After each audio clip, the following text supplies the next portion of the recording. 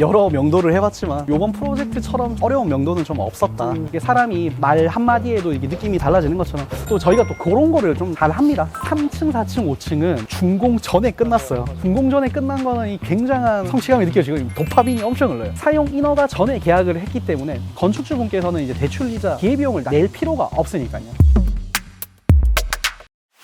아이고 의사님 안녕하십니까. 안녕하세요 형님. 좋은 날이에요. 네. 오늘 어떤 일정으로 가시는 건가요? 오늘 이제 신사동 관리하고 있는 건물을 어떻게 취득했던 경위랑 있었던 일들을 좀 다뤄보려고 좀 이동을 하게 되었습니다. 그럼 오늘 본 건물은 뒤에 계신 대표님과 또 함께 했던 곳인가요?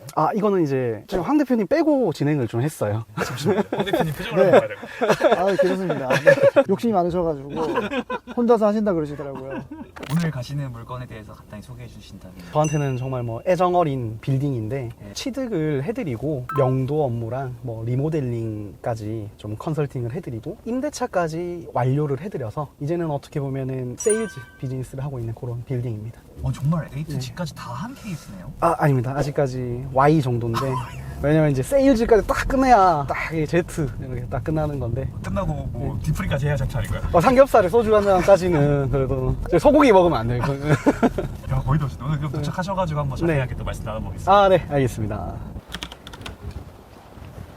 피디님, 건물 너무 예쁘지 않나요? 진짜 예뻐요. 네, 눈에 좀 띄지 않나요? 이 도로에 있는 중에 단연코 제일 예쁜 것 같아요. 맞아요. 맨 처음에 상가 주택으로 이제 건물이 위치하고 있었는데 이게 또 북도로에 위치하고 있어요. 그러다 보니까 더 와이드하게 느껴지고 좀 반듯하게 느껴지는 토지대를 또 형성하고 있는 빌딩입니다. 그래서 1층에는 편의점과 카페가 있었고요. 2층, 3층 사무실로 사용하고 있었고 지하층도 사무실, 그리고 4층, 5층은 주택 형태였어요. 그래서 그 건물이 요랬는데 요렇게 됐습니다.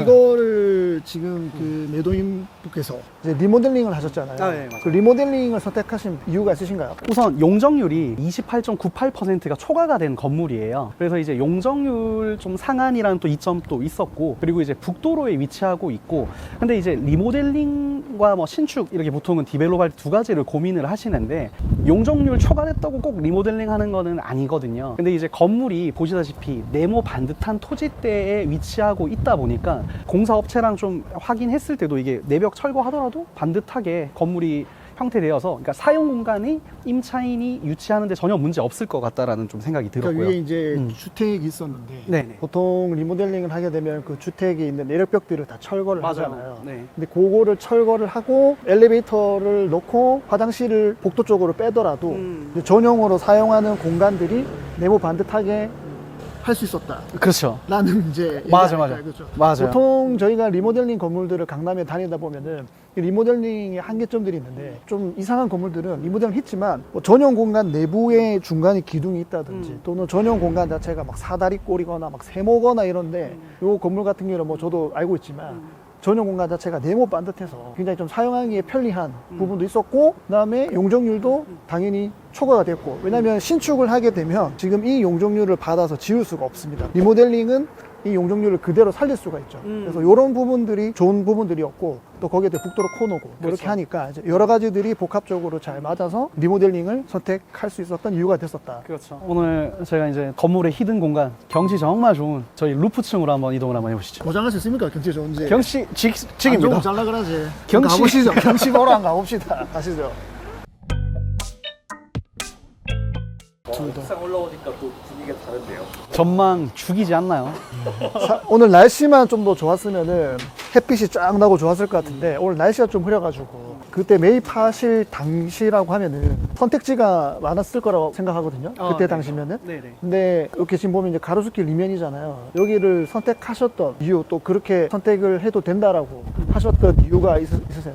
이게 나루숲길 인근에도 그때 당시에도 매물이 좀 많이 나와 있었는데 평당가가 좀 이렇게 합리적이지 않은 것들도 있었고요. 그리고 이제 중간에 끼어 있는 건물들이 많았는데 그때 당시만 하더라도 해당 위치에서 이면 쪽 같은 경우는 그냥 통임대가 이렇게 지금 현재보다는 공급이 안 될 시점이고 임대차를 맞출 수 없을 것만 같은 이런 느낌이 좀 들었어요. 근데 해당 위치 같은 경우는 북도로에 용적률 초과되는 장점도 있고 가로수, 나로수 상권이 이어져 떨어지는 곳이거든요. 그러다 보니 임대차를 맞추는 거에 유리한 이점이 있었고, 그리고 이제 금액적인 부분을 매도인이 원하는 금액에서 한 5억 이상 좀 내고를 해서 거래를 해드렸거든요. 그러다 보니 가격적인 매력도도 좀 상승이 되어서 선택을 하지 않으셨나 생각합니다. 그때 이렇게 하실 때도 테너트 구성에 대해서도 계획을 하셨을 거 아니에요? 아, 그렇죠. 그때 좀 예상했던 테너트 구성은 어떤 거였나요?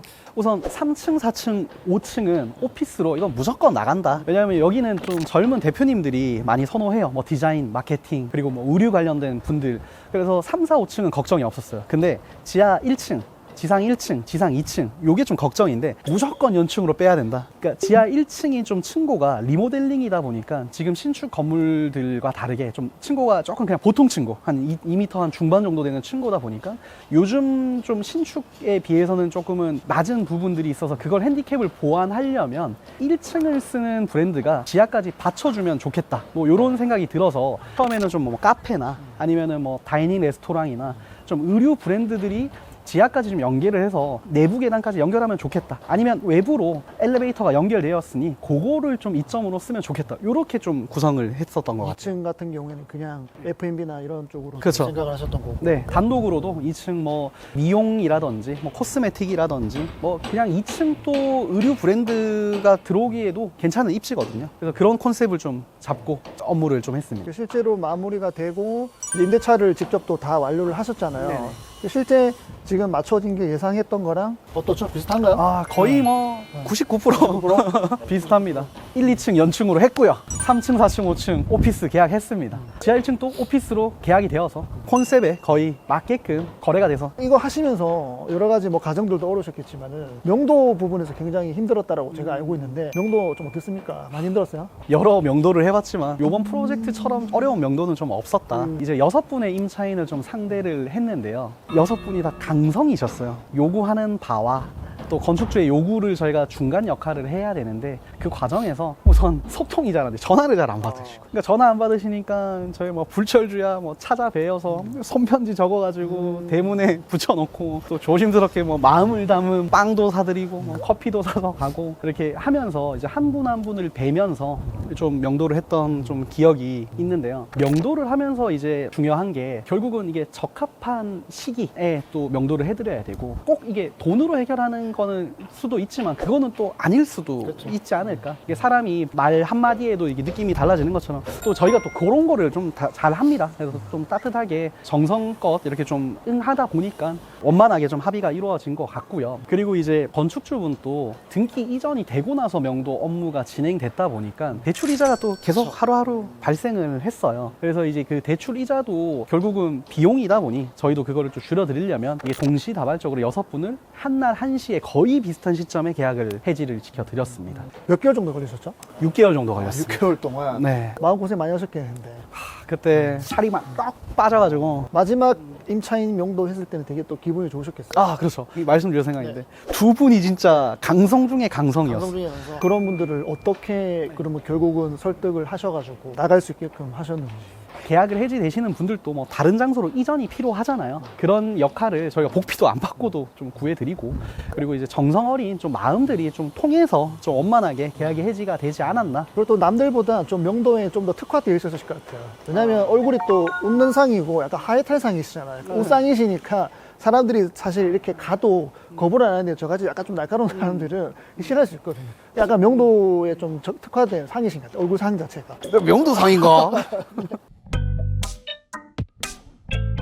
임대가 시작이 될 때 건축주분께서도 뭐 통임대가 맞을지 아니면 개별 임대가 맞을지 좀 고민을 많이 하셨거든요. 통임대로 하면 이점이 뭐 관리가 좀 수월한 것도 있지만 그만큼 또 한 번의 공실이 생길 위험도 있다 보니 저는 좀 개별 임대 부분을 얘기를 드렸는데, 왜 개별 임대를 강조를 드리냐면 그때 당시에 진행을 할 때 7채의 경쟁 매물이 있었어요. 주변에 네. 통임대가. 네, 전방 한 500m 주변에. 그래서 신축으로 4채, 뭐 리모델링으로 3채가 공급이 됐는데 있는데, 근데 제가 건축주분을 모셔서 7채를 다 보여드렸어요. 왜냐하면 또 보시고 경쟁하고 있는 모델들을 비교를 해봐야 우리가 어떤 부분을 좀 이점으로 살려서 뭐 개별 임대를 하면 좋은 결과가 나오겠구나, 이런 이해를 시켜드려서 흔쾌히 또 이해를 해주셔서 개별 임대로 진행이 됐던 프로젝트입니다. 원래는 그때만 하더라도 이제 우리가 이렇게 밸류업을 하면 통임대를 놓는 것이 그냥 하나의 문화였는데, 이제 그런 거 없이 이제 개별 임대로 진행을 했다라는 것이잖아요. 개별 임대로 이렇게 그래도 나는 해서 충분히 계약을 할 수 있겠다라는 확신이 있으셨어요?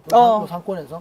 네, 확신이 있었습니다. 나로수길, 세로수길, 여기 신사동을 좋아하시는 분들은 여기서 잘 벗어나지 않으려고 합니다. 맞아요. 임대 전략을 수립을 할 때도, 개별 임대를 업무를 진행할 때도 이거 신사동에 있는 대표님들로 뭐 계약이 끝날 것이다, 이렇게 생각을 했고요. 근데 그 생각이 맞아 떨어졌어요.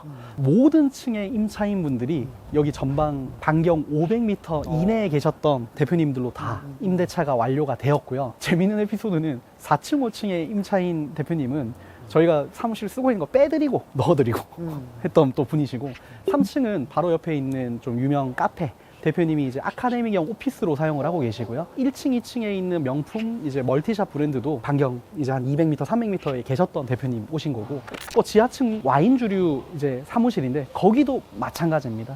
결국은 최초의 컨셉으로 생각을 했었던 전략이 맞아 떨어져서 정말 기분이 좋았던 프로젝트였고요. 소요됐던 기간 같은 경우는 6개월 정도가 소요가 됐어요. 근데 이제 3층, 4층, 5층은 준공 전에 끝났어요. 맞아요. 이 준공 전에 끝난 거는 이 굉장한 이 성취감이 느껴지고 도파민이 엄청 흘러요. 왜냐면 사용 인허가 전에 계약을 했기 때문에 건축주분께서는 이제 대출이자 뭐 기회비용을 이게 낼 필요가 없으니까요. 그리고 이제 1층, 2층 한 6개월 정도 걸렸고요. 지하 1층은 3개월 걸렸어요. 6개월이라면 좀 길다고 느낄 수도 있지만, 실은 1층, 2층을 연층으로 이제 좀 유치를 하려고 하다 보니까 이상한 브랜드들이 굉장히 연락이 많이 왔었거든요. 만약에 그런 브랜드까지 유치했다면은 더 빨리 했겠죠. 더 빨리 됐을 거라 생각합니다. 개별 임대를 진행할 때 팁이 될 수도 있겠네. 약간 통임대랑 좀 다르게. 개별 임대는 좀 주변을 공략해보라는 또 그런 맞아요. 말씀일 수도 있잖아요. 약간. 네. 결론 어쨌든 이사님 생각하셨던 대로 모두가 맞아 떨어졌다. 네, 맞습니다. 대단하시네. 살아있죠. 살아있어 대단하시네. 살아있지. 어깨가 그래서 뽕이 좀 들어갔네. 그러니까요. 살아있네. 막. 파워숄더 아닙니까? 아, 좋아.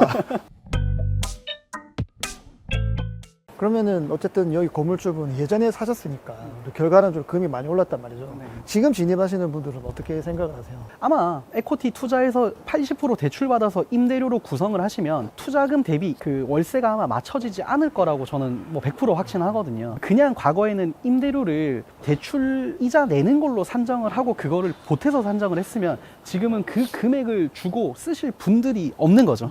그래서 이제 그 요소들을 짚고 가려면 결국은 내가 일부를 사용을 하실 분들이나 아니면 에코티를 뭐 대출을 많이 받는 형태가 아니라 한 30%, 40% 이렇게 조금만 받는 분들한테는 이게 맞거든요. 결국 이게 부동산 빌딩 시장에 투자를 하시는 분들은 뭐 예금, 뭐 미국 채권 이런 여러 투자 상품보다 유리해야 되는데 집가 상승이 될까? 아니면 뭐 좋은 일이 일어날까? 그거를 도박성으로 보시면 안 될 것 같고 조금은 안정적인 느낌으로 고비용을 투자를 가능하시거나 아니면 직접 많은 층들을 사용해서 임대료를 대신해서 낸다라는 성격이 지금은 좀 맞을 것 같습니다. 그러니까 자기 현금 보유량이 좀 많으신 분들이 들어오셔서 네. 뭐 예를 들면 뭐 임대를 주는 층은 임대료를 좀 낮게 주더라도 어쨌든 투자를 하셔서 좀 장기적으로 가져가면 좀 유리한 부분들이 아직도 많다라고 생각을 하시는 거죠. 그러면 이 건물을 뭐 매각된 건 아니니까 네. 이걸 매입하실 때 얼마에 매입을 하셨죠? 매입 금액은 84억 5천만 원이었습니다. 그럼 지금 시장에 나와 있는 금액이 뭐 한 145억 뭐 이렇게 된 걸로 알고 있거든요. 네네. 이 건물의 그런 가치나 뭐 방향들에 대해서 좀 어떻게 보시는지.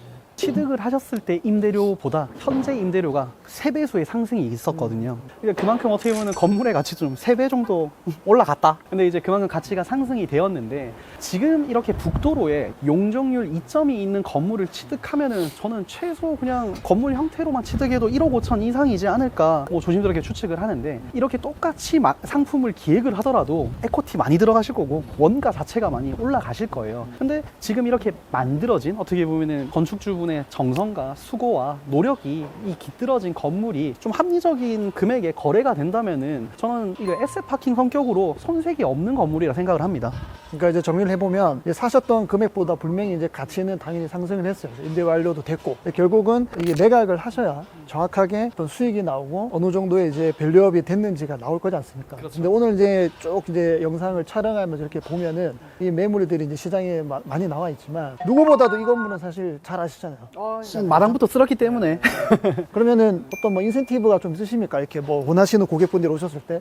예. 건축주분과 아무래도 커뮤니케이션이 아주 잘 되고 있어서 가장 좋은 조건에 거래가 가능하고요. 그리고 시장에 공시된 금액보다 좋은 조건에 제가 뭐 개런티 가능합니다. 근데 돈 앞에 장사 없다고 뭐 아무리 친분 관계가 있어도 돈이 왔다 갔다 하는 건데 뭐 무조건적으로 그 가격보다 이렇게 저렴하게 할 수는 없잖아요. 돈으로 살 수 없는 게 신뢰입니다. 지금 또 뭐 실시간으로 임대가 일어나는 일들에 대한 뭐 관리도 맡아서 하고 있고, 그리고 이제 어떻게 건축이 되었고 이런 장점들을 너무 잘 알고 있기 때문에 취득하시는 분에게는 좀 뭐 궁금한 것들을 많이 해소해 드릴 수 있고, 맞죠, 돈 앞에 장사는 없지만 그래도 조금 더 마음을 애정이 있는 분이 건축주분도 거래하시기를 원하시더라고요. 그래서 이제 가장 좋은 조건으로 거래가 가능합니다.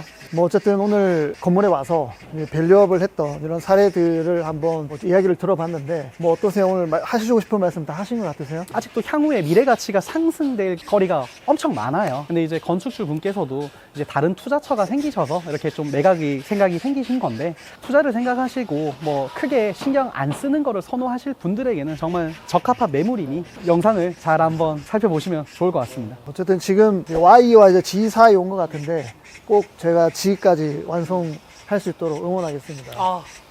멋지십니다. 아니 오늘 근데 우리가 촬영 왔다고 해서 그런지 너무 이렇게 와서 또 축하를 해주네. 이 얼마나 이 좋은 소식을 들어주려고. 끝날 타이밍이라고 또 이렇게 짹짹거려 주시네. 알겠습니다. 짹!